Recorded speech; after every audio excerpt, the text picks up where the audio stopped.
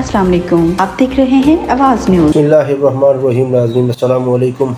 नाज़रीन, पेशावर में बड़ा खौफनाक एक वाक़या रूनुमा हुआ है, जिसमें सिविल लाइन की मस्जिद में बम धमाका हुआ नमाज के वक़्त में, जो जाँ बहक हो चुके हैं और मतअद्दिद अमवात की अभी जो उसका अंदिया दिया जा रहा है कि मज़ीद अमवात में इजाफ़ा हो सकता है। नाज़रीन, पाकिस्तान की कौम की बदकिस्मती पाकिस्तानी कौम के साथ ये चलती रहती है।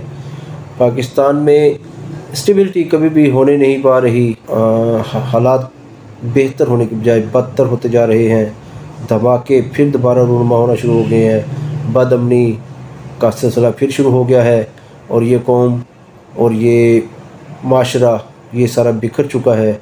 यहाँ के तमाम सियासतदान आपस में इक़्तिदार की जंग लड़ रहे हैं, सब कुर्सी की जंग लड़ रहे हैं। किसी को अवाम की कोई खैर ख़ाही नहीं, किसी को अवाम की कोई फ़िक्र नहीं। आप बड़े से बड़े सियासतदानों से लेकर नीचे के तमाम उम्मीदवारों तक देख लें, सब अपनी हवस में हैं कि हम किसी तरीके से इक़्तिदार की जो है कुर्सी तक पहुँचें। उनका मकसद इक़्तिदार है, उनका मकसद अय्याशी है, उनका मकसद वो प्रोटोकॉल है, उनका मकसद उस कुर्सी तक पहुँचना है जिसके ज़रिए बैठ कर वो अय्याशी की ज़िंदगी गुजारें।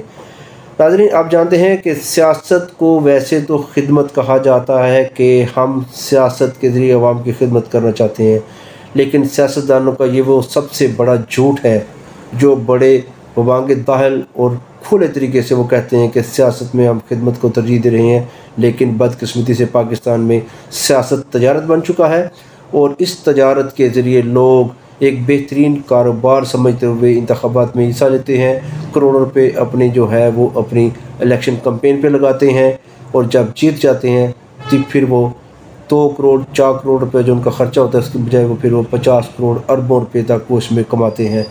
फिर हमारी सड़कों में से भी फंड्स निकलते हैं नाज़रीन, फिर हमारे हर तरक्याती मनसूबों में से पैसे निकलते हैं, फिर कमीशनें करप्शनों का एक अजीब दौर शुरू हो जाता है। यही पाकिस्तान की बदकिस्मती है कि यहाँ का कोई सियासतदान ना इस मुल्क के लिए खैर खा साबित हुआ और ना ही आवाम के लिए खैर खा साबित हुआ है। नाज़रीन, वोट एक पर्ची है और पर्ची में इतनी ताकत है कि आप बड़े से बड़े सियासतदानों को भी पलट कर रख देते हैं। तो अपनी पर्ची, अपने वोट, उसका सही इस्तेमाल करें।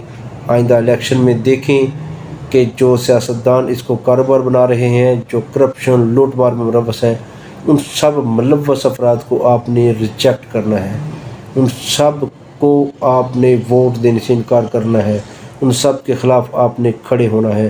जो मुल्क के दुश्मन हैं, जो आवाम के दुश्मन हैं, वो सब के दुश्मन हैं। इसलिए आपसे रिक्वेस्ट है कि मुल्क के हालात देखें, माशी हालात देखें, माशरती हालात देखें, समाजी हालात देखें। किसी तौर पे देखें तो हम यकीनन पस्ती की गहराइयों में चले चुके हैं और पस्ती की गहराइयों में जब बंदा चला गया है, जब मुल्क चला जाए, जब कौम चली जाए, तो वापसी के दरवाज़े बंद नज़र आते हैं। लेकिन हिम्मत मर्दा मदद खुदा के तहत हमने मिलकर, हम कौम ने, पूरी कौम ने मिलकर एक जज्बे के साथ, एक हिम्मत के साथ आगे बढ़ना है।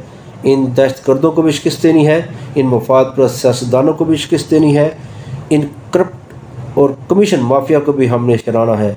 इंशाअल्लाह अल्लाह करीम हमारा हामी नासर हो। हमने एक अज़म के साथ, बग़ैर किसी ज़ाती मुफाद के, बग़ैर किसी ज़ाती मतलब के, सिर्फ मुल्क के लिए जंग लड़नी है। तो इंशाअल्लाह अल्लाह पाक करम फरमाएंगे, हम सब आगे बढ़ेंगे। पाकिस्तान जिंदाबाद।